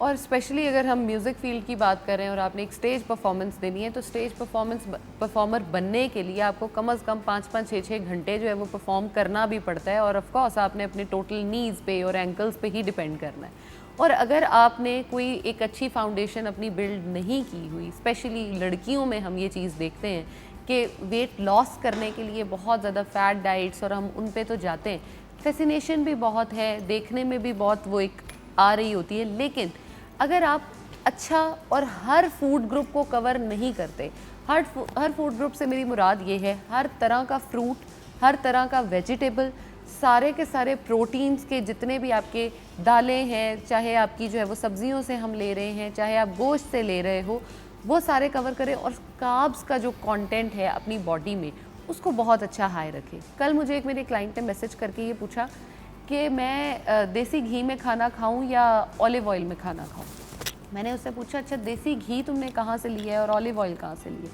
अब ये कंसर्न तो है कि मैंने या तो देसी घी खाना है या ऑलिव ऑयल खाना है, लेकिन ये नहीं पता कि ऑलिव ऑयल लेना है तो कौन सा लेना है, देसी घी अगर इस्तेमाल करना है तो किस तरह से करना है। वही तो बात है ना। अब देखें ना, देसी घी लोग इस्तेमाल तो करते हैं लेकिन थोक के हिसाब से। अब देसी घी की चीज़ ये है कि आप अगर 2 चम्मच तेल डालते हैं तो आपको देसी घी की सिर्फ 1 चम्मच की ज़रूरत होती है, क्योंकि वो मेल्ट करके बहुत ज़्यादा हो जाता है। ये चीज़ हम, क्योंकि वो सॉलिड फॉर्म है, वो लिक्विड फॉर्म है, तो ज़रा सा हमें इन चीज़ों की एहतियात करनी चाहिए कि हम किस मिकदार में यूज़ करते हैं। देसी घी बहुत अच्छी चीज़ है, बल्कि अब तो फिटनेस ट्रेनर्स भी यही कहते हैं कि भाई देसी घी का ज़रूर 2 या 3 चम्मच इस्तेमाल किया करें, टेबल स्पून 2, जो वर्कआउट करते हैं। क्यों? क्योंकि देसी घी आपकी कॉन्स्टिपेशन को ऐसे फारिग करता है मतलब इतना अच्छा और कोई चीज़ नहीं करता, कोई भी नहीं करती। सो देसी घी डेली लेना, इस तरह की चीज़ें करना इज़ गुड। ऑयल यूज़ करेंगे एक्स्ट्रा वर्जिन ऑलिव ऑयल और उसको पका देंगे, हाँ जी, तो वो टॉक्सिक हो जाएगा। एग्जैक्टली। बिल्कुल सही, हर चीज़ को इस्तेमाल करने का तरीका है। दाल कच्ची नहीं खाई जाती, पका के खाई जाती है, तड़के के बगैर खाओ तो बदजायका होती है। सो ओके, सो यू वैसे अच्छा, अब इसी के साथ साथ अब हमने चेरी की भी बात करनी है, क्योंकि हमारा एक और एस्पेक्ट है। तो आलू बुखारे पे बात की, चेरी पे भी हम आज बात कर रहे हैं। तुम लोग फल खाते हो दोनों? अच्छा, मैं एक करेक्शन करता चलूँ कि मुझे जितने भी लोग देख रहे हैं और अक्सर मुझे कहते हैं कि आपने कोई लाजमी जो है ना वो प्रोटीन ली है, और बाय गॉड मैंने आज तक कभी कुछ नहीं लिया। नेचुरल चीज़ें ली हैं, सीरियसली। बनाना, एप्पल, ये चीज़ें हैं। और डाइट में लोग अक्सर कहते हैं कि आप ये खाओ, डब्बा यूज़ कर लो और आपका जिस्म जो है वो बन जाएगा। ये नेचुरल नहीं होता ऐसा। मैंने आज तक कभी यूज़ नहीं किया कुछ भी, सिर्फ हमेशा एप्पल वगैरह वॉक पे या जो जब जिम से पहले कोई बनाना वगैरह प्रोटीन वगैरह खा ली थोड़ी, और घर पे आके जो है वो शेक पीता हूँ। बस ये है मेरी रूटीन। बट शेक भी प्रोटीन शेक लेते हो या दूसरा? नहीं, दूसरा वाला नॉर्मल जो वो घर मतलब नट्स वगैरह सारी चीज़ बना के। अच्छा, यही तो बात है ना व्यूअर्स, वही चीज़ जो आप डब्बे में लेते हैं आसानी के लिए, पाकिस्तान जैसे मुल्क में तो इतने वाफिर मिकदार में चीज़ें अवेलेबल हैं। अब मुझे इतना फ़नी लगता है कि लोग चेरी के मतलब डिज़र्ट्स और पता नहीं क्या क्या जाके और मतलब मीठे ले रहे होंगे, बट फ्रेश चेरी नहीं खाएंगे। अब आजकल चेरी सीजन में है, आम सीजन, हम आम से हट ही नहीं रहे, बस आम हो गए हैं सारे। चेरी, लीची, आम, आलू बुखारा, खुबानी, क्या है उसका नाम, जामन इस टाइम बहुत जामन in बड़ा है, फालसा है, लीची available, है, फालसा है। लीची है, मतलब कौन सी चीज, ये तो इतना अमेजिंग सीजन है, इसमें भी हम फल ना खाएं तो फिर हम सॉरी पंजाबी वाला फिटे मुंह ही बनता है। बिल्कुल बिल्कुल। अच्छा, अगर हम पाकिस्तान की ही सिर्फ बात कर लें, बाहर किसी और मुल्क की बात ना करें, तो पाकिस्तान में सबसे ज़्यादा एक जो बीमारी चलती है वो ये है रात को नींद का ना आना और मेलाटोनिन की सिक्रीशन जो है उसका कम हो जाना बॉडी में। और अक्सर लोग ये बात कहते हैं मैं रात 3-3, 4-4 बजे तक जागता रहता हूँ, मुझे नींद ही नहीं आती। तो कोई अगर इस तरह का पेशेंट है और इसको वाकई ही इश्यूज़ हैं, तो आप अगर चेरी को रात के टाइम यानी 5-6 बजे के बाद अगर इस्तेमाल करते हो तो आपके मेलाटोनिन की सिक्रीशन को ये ट्रिपल टाइम्स बढ़ा देता है। यानी आपको जो एक सुकून की नींद है वो चेरी देने में बहुत ज़्यादा करामद है। अगर आपको कोलेस्ट्रॉल का इशू है, आपको यूरिक एसिड का इशू है, आपके छोटे छोटे जो जॉइंट्स हैं, जैसे आपकी ये फिंगर के जॉइंट्स हैं, आपके पाँव के जॉइंट्स हैं, उनमें आपको अगर दर्द होती है यानी कि आपको गाउट का प्रॉब्लम है, आपको आर्थराइटिस है, आपको ऑस्टियो आर्थराइटिस है, घुटनों में चलते हुए दर्द होता है, आवाज़ें आती हैं, तो ये एक मेजर रीज़न हो सकता है आपके आर्थराइटिस का और आपके गाउट का। दोनों को ही ट्रीट करने में चेरी बहुत ज़्यादा यूज़फुल है। रिसर्चर्स ने देखो प्रूव चेरी का किया भी है। एक छिलका होता है, वो आपके किडनी स्टोन्स वगैरह को नहीं तंग करता, नहीं, वो बिल्कुल क्योंकि बहुत से perfectly ऐसे जो fine है। खाने वाले छिलके वाली चीजें होती हैं उससे भी मना किया जाता है। लेकिन चेरी को हम ऑल टुगेदर खा सकते हैं, सिर्फ उसका जो बीज है वो हमने ऑफ कोर्स नहीं खाना। आप चेरी को अगर इस्तेमाल करते हो तकरीबन 2 महीने के लिए, 8 वीक्स की ये रिसर्च इज़ प्रूवन है कि अगर आप 8 वीक्स तक चेरी को डेली बेसिस पे इस्तेमाल करते हो ऑलमोस्ट 50 to 70 ग्राम्स, तो आपकी बॉडी में जितने भी मसाइल हैं, ऑस्टियोपोरोसिस जैसे, गाउट जैसे, आपका यूरिक एसिड अगर मैनेज नहीं होता, और जैसे अभी रिसेंट ही ईद गुजरी है, लोगों ने गोश्त के साथ बहुत ज़्यादा हाथ साफ़ किए हैं, तो उसकी वजह से काफ़ी ज़्यादा यूरिक एसिड और कोलेस्ट्रॉल के मसाइल बढ़ जाते हैं। अगर आप चेरी का अभी भी इस्तेमाल करते हैं, इन सीज़न है, बहुत अच्छी है, तो आप उसको अभी ही कंट्रोल कर लेंगे और बाकी पूरा साल आप उससे तंग नहीं होंगे। अगर आपको लगता है कि आपके कोलेस्ट्रॉल लेवल्स नहीं नॉर्मलाइज हो रहे, तो आप चेरी का जूस भी इस्तेमाल कर सकते हैं। बिल्कुल सही। अच्छा बॉयज़, आपसे एक एडवाइस लेना चाहूँगी, वो यंग बॉयज़, यंग लड़कों के से सबसे ज़्यादा पेरेंट्स परेशान होते हैं। लड़कियों का तो फिर भी होता है ना, माँ ज़बरदस्ती बाँह से पकड़ के मुंह में कुछ आरने वाले डाल ही देती है। लड़के, I am sorry, I am the mother of an 18-year-old, माशाल्लाह, अब हमजा 18 साल का हो जाए, तुम लोग की टांगों में जो खेल रहा है स्टेज पे तक। तो बात ये है कि देखो, तुम लोग काबू में नहीं आते हो। सिंपल बात है, मैं तो एज अ मदर बड़ी ब्लंटली बात कर रही हूँ, तुम लोग काबू में ही नहीं आते हो। ना तमीज़ का खाते हो, ना तमीज़ का पीते हो, सारा सारा दिन तुम लोग सॉफ्ट ड्रिंक्स पीते रहते हो। सॉरी, मैं अब लड़कों से इन जनरल ये गिला कर रही हूँ।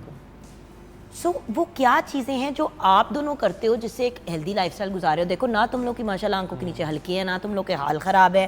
वो जो होता है ना कि एक, इसके हाल ठीक है, वो तो सारा सारा रात जाके अपने म्यूजिकों पे लगा होता है और उसके बाल पे कंगा नहीं को फेरना। किसी का सिस्टम बन रहा, वरना कंगा फिर जाएगा तो सेट हो जाएगा लड़का। इंशाल्लाह। जी जी। सो एक healthy lifestyle for a young person कैसे अडॉप्ट किया जा सकता है? अच्छा, हम ये लोग उन ना पेरेंट्स के लिए सवाल है जो सिर पकड़ के बैठे हुए हैं कि यार क्या करें। वो सालन रोटी बना के बैठे होते हैं, बच्चा पास से गुजर के एक चिप्स का पैकेट उठा के निकल जाता है। पिज़्ज़े, बर्गर और ये आज और ये मैं बात कर रही हूँ 13-14 साल की उम्र के बाद, जब लड़के थोड़ा सा बाहर निकला, तो उसके बाद कोई फिर उसके बाद तो यही सिलसिला चलता है। अच्छा, मैं ना अक्सर अम्मी को ना, अम्मी से मतलब ज़ाहिर है माँ भी हैं मेरी, तो मैं अक्सर ना उनसे लड़ भी पड़ता हूँ ना, तो वो वेजिटेबल के हक़ में होती हैं ज़्यादा कि जो वेजिटेबल हैं वो यूज़ करो। मैं नहीं करता था, लेकिन जब से मैंने यूज़ करना शुरू किया, आप देखें मेरे पिंपल्स जो हैं वो, और बॉडी में भी काफ़ी जो है वो इफेक्ट मुझे मतलब फ़ील हुआ है मुझे कि यार अल्हम्दुलिल्लाह अच्छा है। तो मैं ये कहूँगा कि वेजिटेबल्स हैं वो यूज़ करें और जितना हो सके अपने आप वर्कआउट करें। सीरियसली, मतलब मेरा तो ये पॉइंट ऑफ व्यू है, वर्कआउट करें, वॉक करें और घर का खाना खाएं। ये एक बहुत अच्छा मशवरा है। वो सबसे बड़ी, सारा मसला शुरू और ख़त्म वहीं पे होता है। ज़ैनब एक ही बात कहती है हमेशा दानिश में कि यार घर पे खाना बना ले। पिज़्ज़ा भी तो घर पे बन सकता है। और हमने इसीलिए अपने किचन के सेगमेंट पे अब इतनी फोकस देनी शुरू किया। मॉर्निंग शो स्टार्ट करते हैं, फिर हम 15-20 मिनट अलहदा से खाना बनाने के तरीके पे डिस्कशन करते हैं कि भाई वो चीज़ें जो आप बाहर जा के जितने में आप 2 डिब्बे छोटे बिरयानी के लेते हैं, उसमें आप पूरी देचकी घर में तैयार कर सकते हैं, और इस गारंटी के साथ कि साफ सुथरा है। बिल्कुल बिल्कुल बिल्कुल। गोश्त ठीक है, कोई चीज़ इस किस्म की उसमें नहीं है। ये बहुत मैटर करती हैं चीज़ें। खैर, best of luck to both of you boys, we are so proud of you. Thank you. Zainu I love you, आप तो मेरा बच्चा हो, तीनों ही मेरे बच्चे हैं। तो क्या सुना के आज के इस सेगमेंट को कंक्लूड करोगे? बल्कि हम कुछ आए जो ज़रा। आप कहती हैं, वो आपके जो लिए मैं कहती हूँ, पर मेरी दिल की आवाज़ तुम सुन लेना। ठीक है, डन।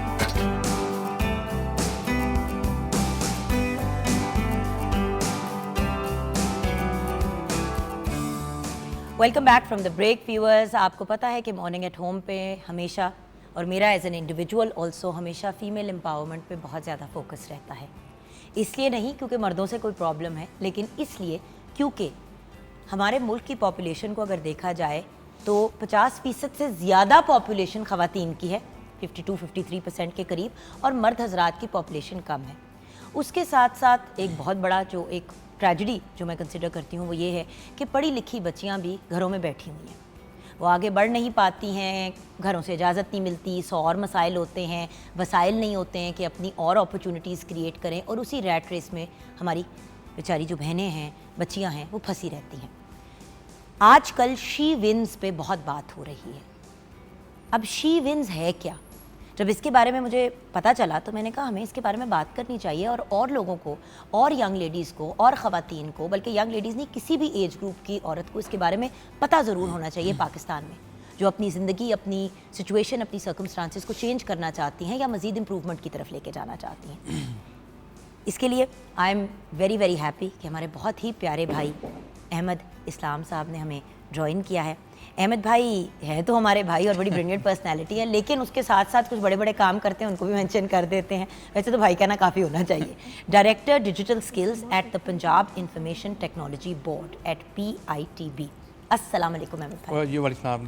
कैसी मैडम? ठीक अहमद है भाई, आपको मुबारकबाद भी देना चाहूँगी, खराज तहसीन भी पेश जी, करना thank you. चाहूँगी। Thank you so much. जी, थैंक यू। मर्द हजरात कम ही इस तरफ आते हैं ख़वातीन की सपोर्ट वगैरह के लिए, और लोग ये गिला भी करते हैं कि इवन गवर्नमेंट सेक्टर में मर्द हजरात जो है उनका फोकस नहीं होता इस तरफ। लेकिन द फैक्ट दैट आप लोगों ने इतने फोकस के साथ, क्योंकि जब IT की बात होती है वो बंदी मर्दों को, हाँ बंदों को आगे करो, लेकिन एक्चुअली ये ऐसा प्रोफेशन है जो ख़वातीन भी घर पे बैठ के बड़े आराम से कर सकती हैं, और फिर बहुत से मसले जो होते हैं बाहर निकलने के, बड़ी बहुत सी ख़वातीन नहीं भी काम करना चाहती, उन्होंने अपने बच्चे पालने हैं और उनकी चॉइस वो खुद चूज़ कर रही हैं, तो उनके लिए भी कोई मौका तो क्रिएट हो सकता है ना। सो थैंक यू सर, शुक्रिया अदा करना था और उसके बारे में जानना भी था। लेकिन दो बड़ी ही ब्रिलियंट सक्सेस स्टोरीज़ भी हमारे साथ हैं और बड़ी यूनिक सक्सेस स्टोरीज़ हैं।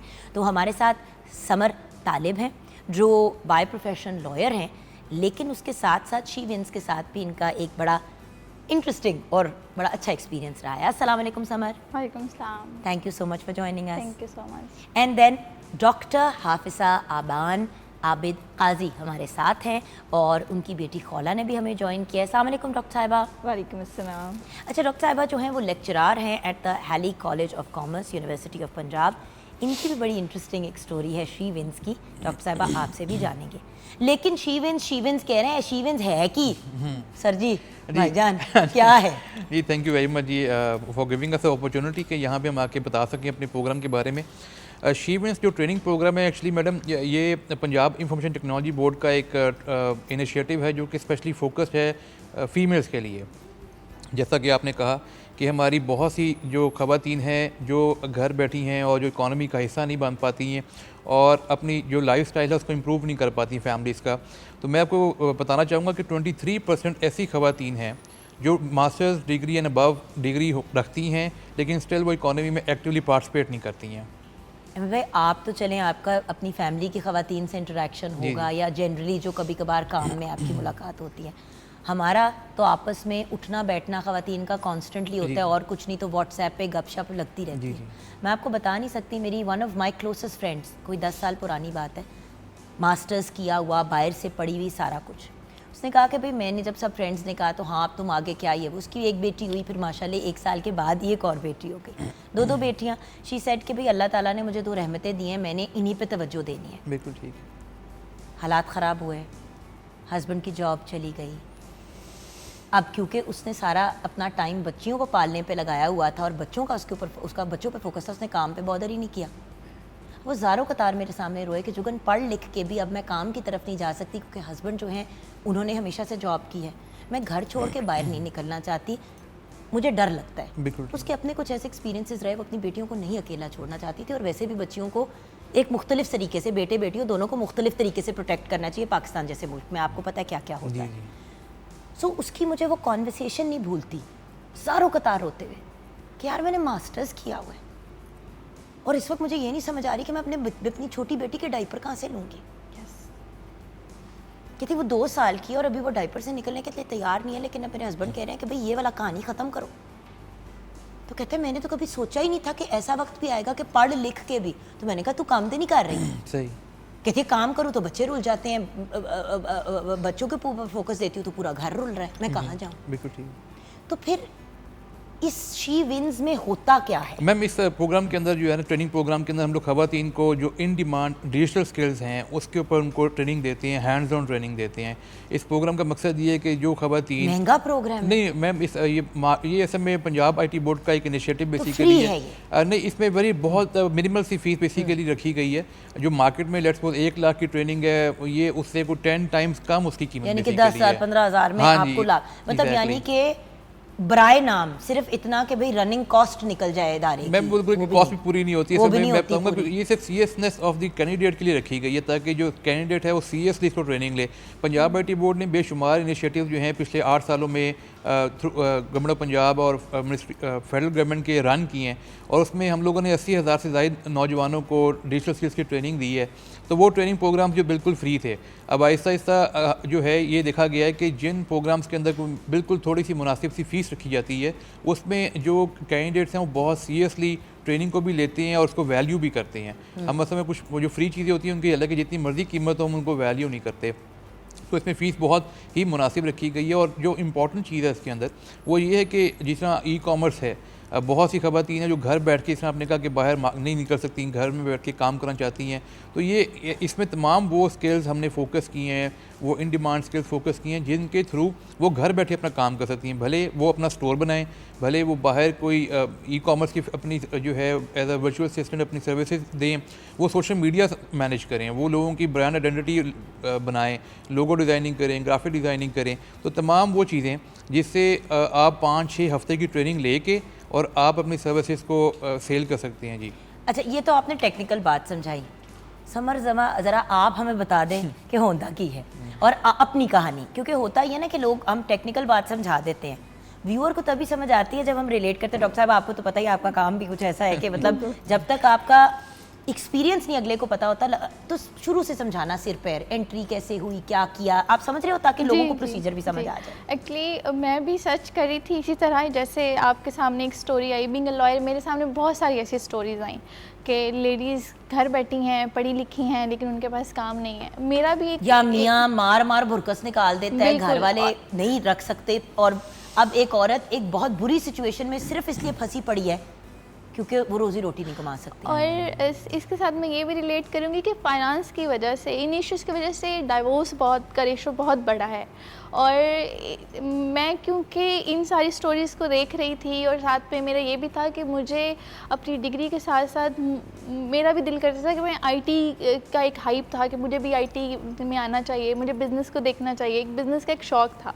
मैंने बहुत सारा एक्सप्लोर किया, बहुत सारे इदारों को देखा। मेरे पास एक क्योंकि ई-रोज़गार प्रोग्राम ऑलरेडी स्टार्ट था, तो उसी से रिलेटेड मैंने वहाँ पे एडमिशन लिया, लेकिन ड्यू टू टाइम ना देने की वजह से मैं कंटिन्यू नहीं कर सकी। शी विंस जब मेरे पास ईमेल आई उसी से रिलेटेड, और मैंने फिर स्क्रॉल करते हैं आप इंस्टाग्राम, तो वहाँ पे भी इनका देखा, तो मैंने फिर कांटेक्ट किया।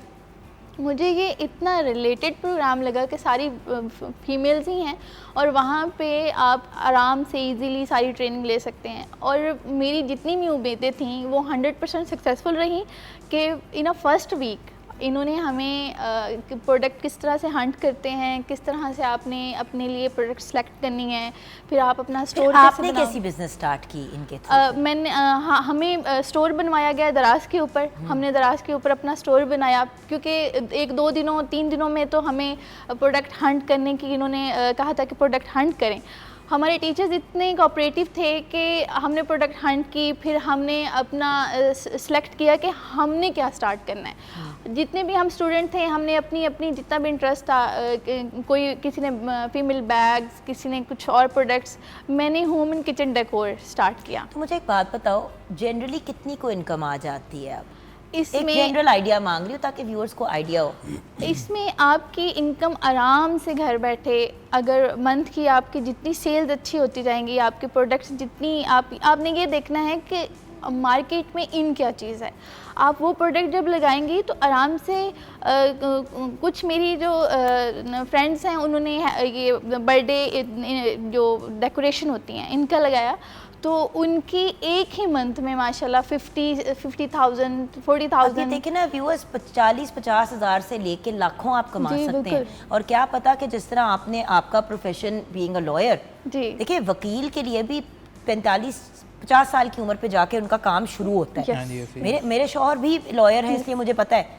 जब मेरी और जब फैसल और मेरी मुलाकात हुई थी तो फैसल के फाइनेंसेस जो उस वक्त थे और अब है उनमें ज़मीन आसमान का फ़र्क है। ठीक बात। शुरू में हम स्ट्रगल करते थे कि हमने उनके भी बच्चे, मेरे भी बच्चे, हमारे कलेक्टिव बच्चे, सारी चीज़ें करना।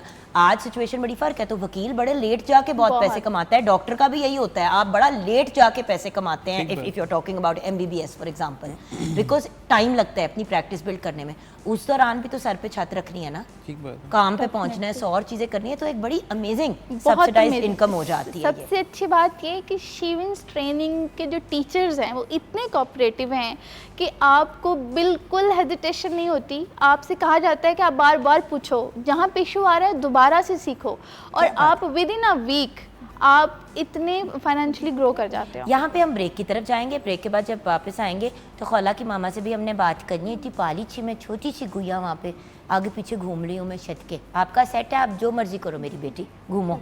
और डॉक्टर साहब इसको घूमने दें, हमारा वो वाला मॉर्निंग शो नहीं है जितने मर्जी घूमे, हमारी बच्ची का अपना सेट है। हम छोटी सी ब्रेक की तरफ जाएंगे। ब्रेक के बाद जब वापस आएंगे तो डॉक्टर साहिबा की कहानी सुनिए, और आपसे भी सर ये जानना है कि इसकी प्रोसेस क्या है। लाइक कोई वेटिंग प्रोसेस है? जी, जी। जैसे ऑब्वियसली अगर आप लाख रुपए की चीज़ 10,000 या 8,000 रुपए में दे रहे हैं तो ऑब्वियसली कोई तो प्रोसेस होगी ना, कोई तो क्राइटेरिया होगा जो चेक होता है। बिल्कुल तो ठीक। किस किस्म के लोग अप्लाई कर सकते हैं ये भी आपने गाइड करना है। तो बस आप हमारे साथ रहिएगा। हम बात कर रहे हैं एक बहुत ही अमेजिंग इनिशिएटिव की जो जिसका नाम है शी विंस, और ये इनिशिएटिव लिया गया है by the Punjab information technology board. Break के बाद मिलते हैं।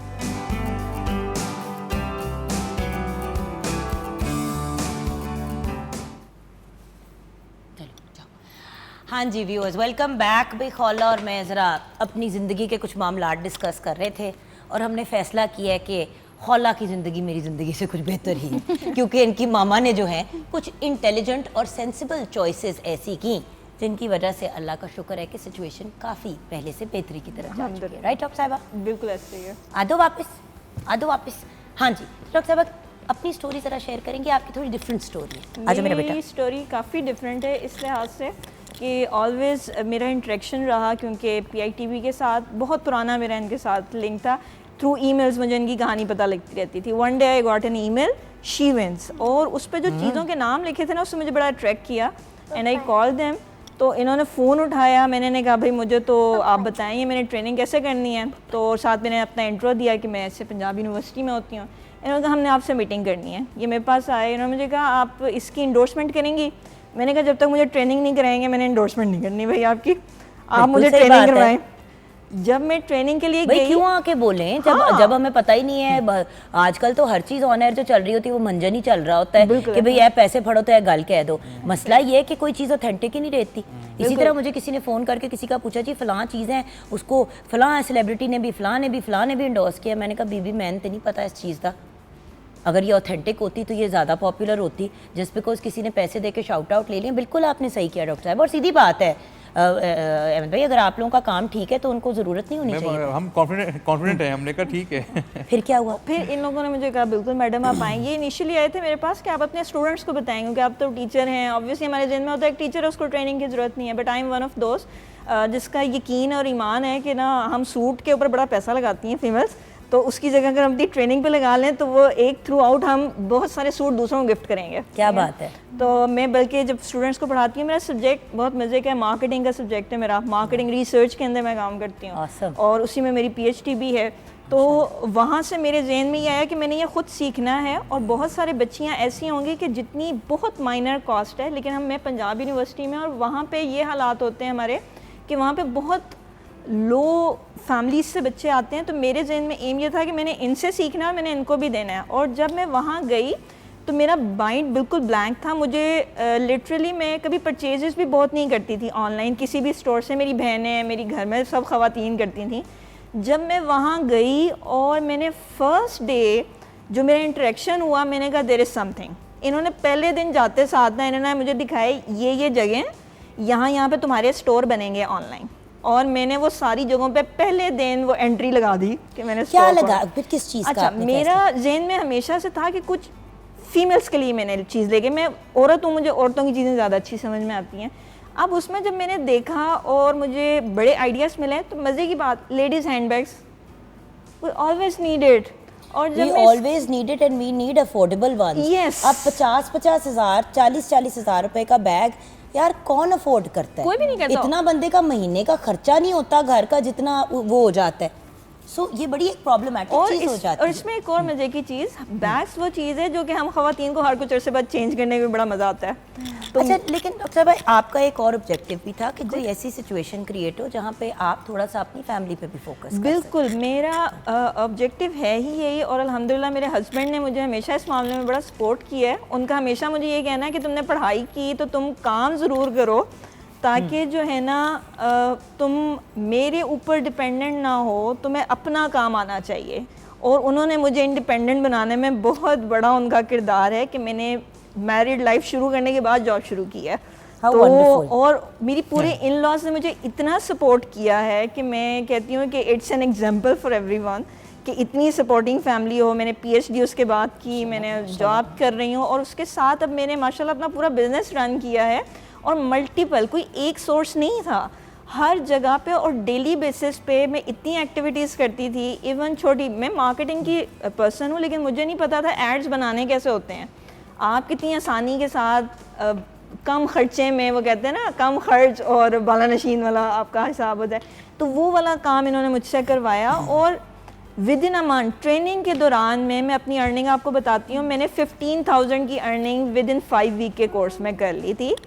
जितने मैंने पैसे लगाए वो उतना मुझे रिटर्न होना शुरू हो गया। मेरा ये वाला हाल था, मतलब मैं पहली 1-2 सेल्स के बाद ही मैं प्रॉफिट के ऊपर आना शुरू हो गई थी। क्या बात है। तो ये इनका ये ऐसा ऑब्जेक्टिव है और ऐसा प्रोग्राम है कि मैं तो स्ट्रांगली इंडोर्स करती हूँ सब ख़वातीन को कि वो आएँ। और अब तो इन्होंने ऑनलाइन कर दिया है, मैंने तो फिज़िकल पे लिया।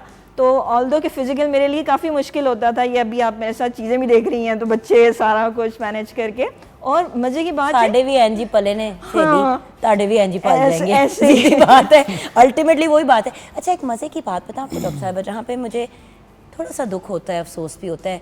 हम ख़वातीन हमेशा लड़ पड़ती हैं और बोलती हैं कि मर्द जो हैं वो हमें नहीं मिली अपॉर्चुनिटीज़, ये नहीं हुआ। मर्दों को भी तो देखे ना, उनको ये अपॉर्चुनिटी नहीं मिलती। एग्जैक्टली बाहर के ममालिक में अगर कोई मर्द कम कमा रहा होता है, औरत ज़्यादा कमा रही होती है, तो औरत कमा लेती है और मर्द फिर कहता है मैं बच्चे देख लेता हूँ और अपनी खुशी से। हाँ एग्जैक्टली, ये तो एक अननेचुरल सी बात है कि किसी भी मर्द में ये डिज़ायर नहीं होती कि वो अपनी औलाद को संभाले, ऐसे ही लेकिन रन मुनीद और इस किस्म के वर्ड्स की वजह से हम घबरा जाते हैं। सो बात ये है कि ये भी एक अंडरस्टैंड करने वाली बात है कि अगर एक औरत खुद मुख्तार और इंडिपेंडेंट हो जाती है और घर का पूरा सिस्टम देख लेती है, तो फिर एक मर्द फ्री अप हो जाता है। मर्द का भी तो दिल चाहता है ना कि वो अपनी औलाद को टाइम दे, 100,000 चीज़ें करे। यू आर अ मैन एम्बे, आप बेहतर हमें इस बात पे गाइड कर सकते हैं। तो फैमिली पूरा स्ट्रक्चर चेंज हो जाता है जब दोनों एम्पावर हो जाते हैं, Exactly. Male and female. तो सर आपसे फाइनली वर्ड मैंने लेने हैं, लेकिन किचन में जल्दी से हिबा क्या सिचुएशन है? सिंधी बिरयानी भी तैयार है और साथ में हमने बनाया है रायता। Awesome. Well done. Thank you so much, बेटा. Everything looks good and you look beautiful also. Amit भाई, मुझे ज़रा अब कंक्लूड करें इस बात को। एक तो इसकी एप्लीकेशन प्रोसेस क्या है? उन्होंने कहा अब ऑनलाइन भी हो रहा है, यानी ऑनलाइन एंड ऑन ग्राउंड दोनों हो सकते हैं। हाँ जी, मैं इसमें आपको ब्रीफ करूँगा कि हमने, जिस तरह मैडम ने बताया कि हमने हैंड्स ऑन ट्रेनिंग के ऊपर इसको स्टार्ट किया था। आरफा टावर में हमारा ट्रेनिंग सेंटर है, वहाँ पे फीमेल्स आती थी, वहाँ पे ट्रेनिंग करती थी। तो अब उसके बाद हमें पूरे पंजाब भर से बहुत सी ख़वातीन की रिक्वेस्ट मिली कि हम भी एक चीज़ करना चाहते हैं। तो हमारा इसमें बहुत एक इंटेंसिव एक्सपीरियंस था, जिसके अंदर हम लोगों ने online live interactive trainings hands on की ऑलरेडी हम करवा रहे थे। तो हम लोगों ने अब इसमें 2 मोड इंट्रोड्यूस करवाए हैं, जिसमें ऑनलाइन भी है और फिज़िकल भी बेसिकली है। तो 1 साल के अंदर हम लोग 3 जो हैं ऑनलाइन ट्रेनिंग्स करवा रहे होंगे, मोड्स होंगे, और हमारे 3 ही फिजिकल हो रहे होंगे। जो लोग ऑनलाइन में कंफर्टेबल हैं वो ऑनलाइन में ज्वाइन कर लें, जो फिजिकल में इंटरेस्टेड हैं वो फिजिकल में कर लें। तो उसमें लेकिन दोनों में क्वालिटी में बिल्कुल भी फ़र्क नहीं है, क्योंकि दोनों लाइव इंटरेक्टिव ट्रेनिंग्स हैं और इसमें लाइव डेमो करवाते हैं ट्रेनर्स वगैरह, प्रैक्टिस करवाते हैं, असाइनमेंट्स होते हैं, क्विज़ होती हैं, फॉलोअप्स होते हैं। तो उसमें बहुत सी इसमें जो प्रोसेस है रजिस्ट्रेशन का वो बहुत ही सिंपल है। इसमें भाई हमारी गुड़िया ने लाल कुर्सी पे बैठना था, तो हमने कहा कि हम वो भी अरेंज कर दें। आ जाओ खाला के पास आ जाओ, ये लो, ताकि आप मेरे पास आ जाओ। हाँ जी। तो अभी ट्रेनिंग्स की अभी जो एप्लीकेशन है वो ओपन है, संडे तक जो है ऑनलाइन मोड की एप्लीकेशन ओपन है। उसके बाद 9 जुलाई से जो है हमारा ट्रेनिंग जो है अगला कोहोर्ट का वो स्टार्ट बेसिकली होगा। और उसमें इसमें बड़ा बेसिक सा क्राइटेरिया रखा गया, एलिजिबिलिटी क्राइटेरिया, जो कि 12 ईयर्स ऑफ एजुकेशन होनी चाहिए और एज जो है वो 18 to 45 होनी चाहिए। इसमें जितनी भी ख़वातीन फॉल करती हैं they can choose the domain जिसमें वो इंटरेस्टेड हैं ट्रेनिंग लेने के लिए, जिसके अंदर भी हम करंटली 4 डोमेन में ट्रेनिंग करवा रहे हैं। ई-कॉमर्स के अंदर, इसी तरह सोशल मीडिया मार्केटिंग के ऊपर, डिजिटल कंटेंट क्रिएशन के ऊपर, और जो लास्ट है वो है लोगो एंड ब्रांड डिज़ाइनिंग के ऊपर। तो मैं कहूँगा कि ये बहुत ही मुनफरिद प्रोग्राम है। एक बड़ी इंटरेस्टिंग चीज़ है कि लास्ट जो हमारा ट्रेनिंग बैच मुकम्मल हुआ उसके अंदर 67% ख़वातीन ने ड्यूरिंग ट्रेनिंग ही अपनी स्टोर्स डेवलप कर लिए थे और उनकी सेल स्टार्ट हो गई थी।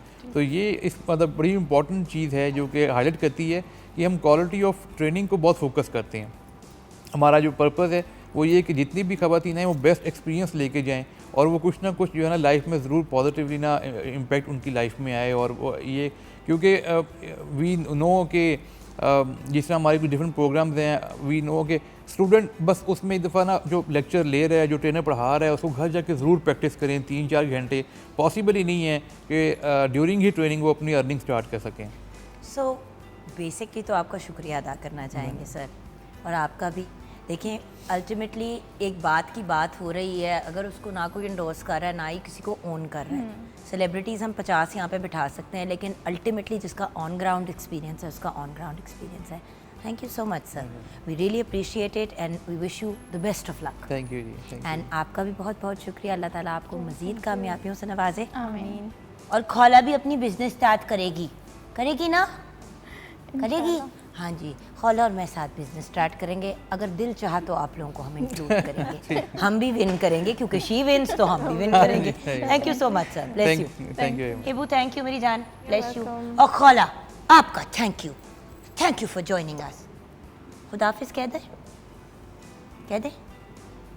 खौला भी सोच रही है इसके बारे में, जब तक वो सोच रही हैं तब तक हम आज का शो कंक्लूड कर लेते हैं। तो व्यूअर्स दुआ में याद रखिएगा, स्पेशली हमारी गुड़िया को खौला का नाम लेके इनको दुआ में याद रखना है। अल्लाह इनको लंबी सेहत वाली खुशियों भरी ज़िंदगी अता करे, आमीन। एंड इस दुआ के साथ कि शी विन्स मज़ीद और कामयाबी की तरफ गामजन हो और मज़ीद और ख़वातीन को, फैमिलीज़ को मौका मिले एम्पावर होने का। शो को कंक्लूड करते हैं। खुदा हाफ़िज़।